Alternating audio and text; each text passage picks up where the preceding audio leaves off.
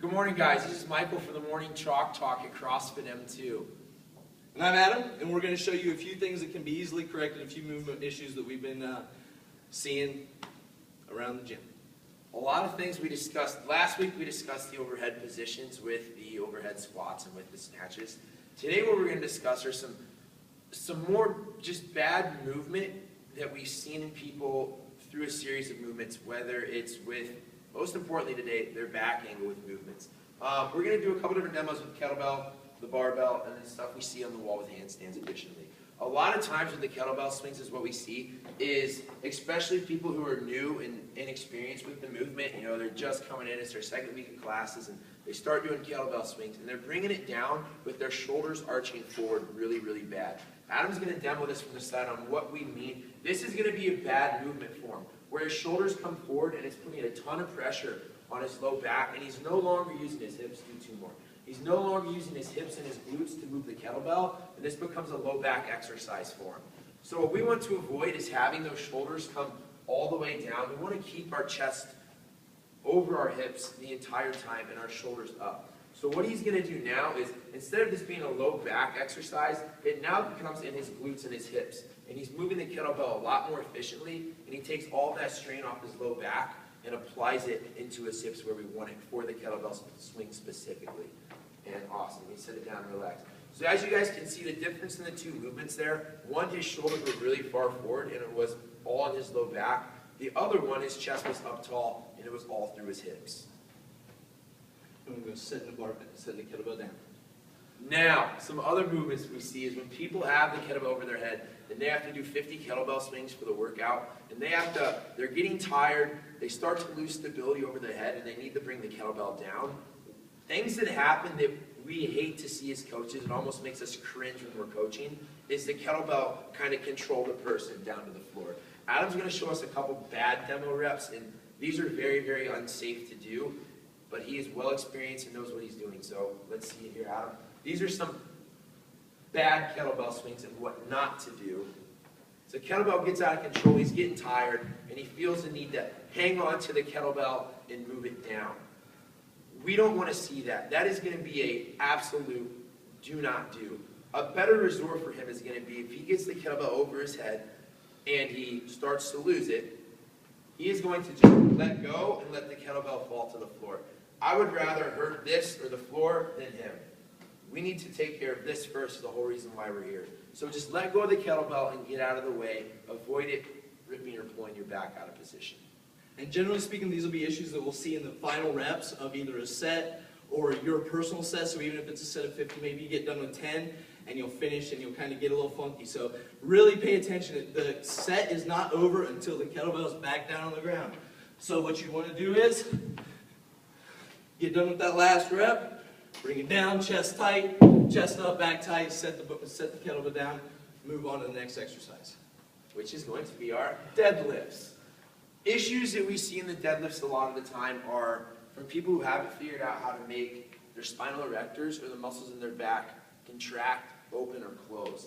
And embracing that tightness. A lot of things that people don't usually notice is rarely do people get hurt actually picking the weight up. About a good, I would say 65% of the issues that people have getting hurt while doing exercise is from setting the weights down because they're like, oh, well, I'm done with this now, so no need to brace myself. I'm just going to put it down freely. No, you do not want to do that. That's when injuries come in.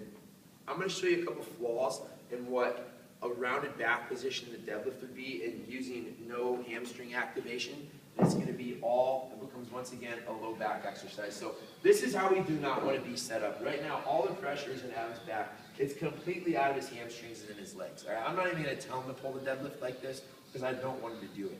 What I want him to do is he's going to sit down on his heels a little more, drop his butt, and instantly he's going to flatten his back out and make those spinal erectors in his core now stabilize him to where when he goes to pull the weight of his body, it is no longer in his back. His back is just stabilizing, and his hamstrings and his legs are doing the work. His hamstring and his glutes are tight the entire way up and the entire way down. And as you can see, his back angle does not change any reps. All the reps look the exact same from rep 1 to rep 4.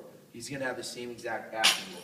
And that's really, really important to any success that he has with the deadlift or with the Olympic lifts, with picking up a kettlebell off the floor before he starts his swing, with cleaning his wall ball off the floor before he starts his wall ball. That can translate to a lot of different exercises.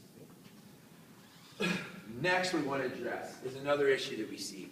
After he's completed his deadlift, maybe in a workout like DT where he has to go to some hang cleans and it's a lot of reps of hang cleans, it's people who will, he cleans the bar up, he's in a good position, but when he brings the bar down, he's going to smash his, basically just smash his quads. And this is what we don't want to see. The bar's going to shoot out in front of him, and boom, all that pressure from that barbell just went right into his thighs. He did not absorb the impact at all. And if you saw it, the bar came straight out and then down.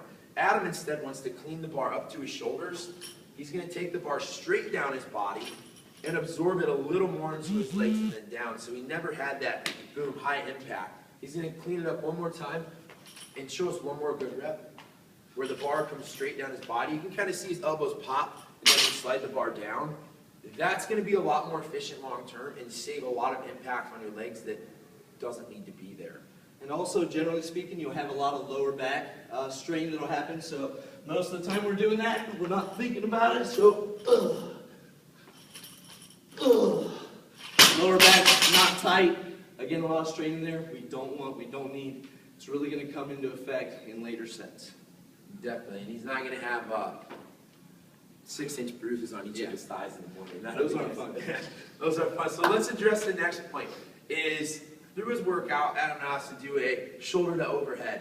A lot of issues we see, and this is specifically with, well, everybody in general, but people who are less experienced with the lifts, is taking the bar directly over their head, straight down to the floor.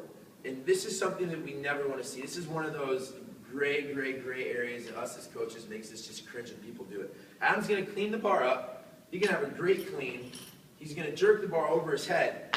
But when he brings the bar down, I want you to look what he does with the barbell. He's going to do a bad rep. Ton of stress right there in his low back. Literally his back just absorbed probably, this weighs 135 pounds, but coming down from his head, it probably weighs more like 175, 185. So, no, all that stress of that barbell coming down was straight in his back, and boom, he hits the floor, tries to pick it back up. He's in a bad position at the bottom. His back is not flat, and the whole lift is going to be bad from there.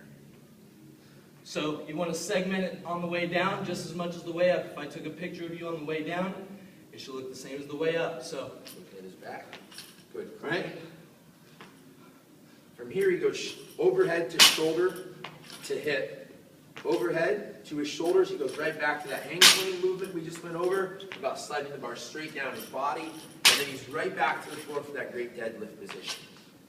And relax. And that kind of ties all three of the positions together. It requires him to go flat back in his deadlift, to his hang clean, to over his head, back to his shoulders, using that proper form to bring the bar down and not smash his thighs, and then set the bar down on the ground with a good back position. So that was much better. We don't ever want to see anybody take the bar from straight over the head to the floor. And kind of our last and final movement today, we're going to kind of go over the handstand push-ups. This is going to be something that we see a lot of people do, especially who don't embrace their core or keep their abs tight during the handstand push-up, is they really round their low backs and put a ton of pressure. Basically on their L3 disc is supporting about 99% of their weight. Yeah, Adam doesn't want to be overarched or overextended. So here's going to be a really big overextended position where all this pressure is now in his low back. And when he's upside down on his hands, you don't want that because that's a ton of pressure that's just sitting, impacting your disc. Instead, he's going to suck his core in and brace himself. And if you look at him now, he's almost in the exact straight line. From elbow to shoulder to hip to knee, his back is no longer taking the blow and it's all in his abdominals. So he's going to kind of set up and see a couple different positions where, if you can see this from here, he's really going to overarch. You can kind of see how he sticks out here. This is a really bad position. It's almost really uncomfortable for him to stay in. Right now, there's about 99% of his pressure going through his low back. I'm going to have Adam kind of embrace his core and bring it in, and then straighten up with his legs. And as you can see right now, what just happened is there's no more pressure in his low back. He put it into his core, he put it into his glutes, and it's more in his shoulders now. So he's just going to be in a better handstand position. And he can kick that on the wall. He's going to be a lot more efficient in that position. He's going to be tighter, and he's going to be better protected. I think we just worked him up a sweat here doing all these demo reps. But If you want to go over just some things also, just movement flaws.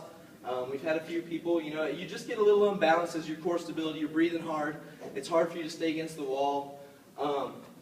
Make sure that you use the safety first always guideline. So if you get into trouble, right, trying to come out of there, you can't quite go, make sure that you're never coming out sideways or anything like that. Just bring yourself down, bring that foot down, shake it out, and get back on the wall as soon as you feel recovered.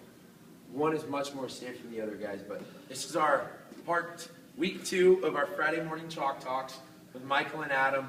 It was a pleasure to have you guys. Please, please, please list comments below, questions you guys can have on any of this stuff, or even just feel free to give us your feedback. We'd love to hear from you. So from CrossFit M2 in Findlay, Ohio, this is Michael and Adam. Have a great day, guys.